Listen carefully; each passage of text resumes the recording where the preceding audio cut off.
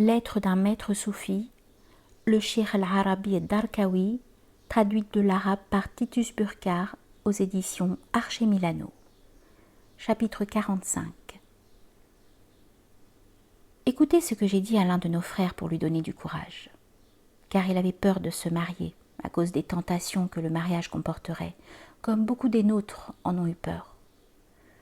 Je lui dis donc: nous voyons qu'il existe des hommes qui, sans être des hommes d'élite, vivent au milieu de multiples occupations, comme s'ils n'en avaient point, tandis que d'autres, qui n'ont charge que de leur propre tête, l'embourbent à ce point qu'ils sont toujours en grande peine.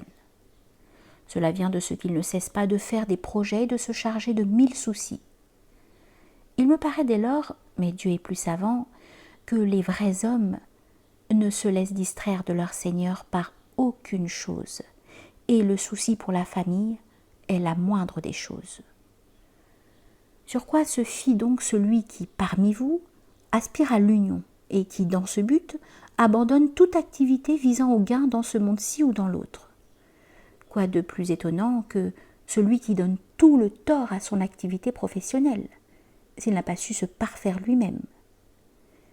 Il dit: si j'avais quitté mes affaires pour m'occuper entièrement de mon Seigneur, je serais dans un meilleur état.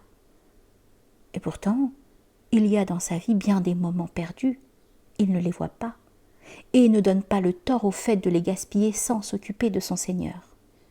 C'est là son égarement et sa perte, car il ne lui convient pas d'accuser ses affaires de lui avoir fait négliger le salut de son âme et celui de sa famille, tant qu'en ses moments libres, il ne paie pas la part due au Seigneur.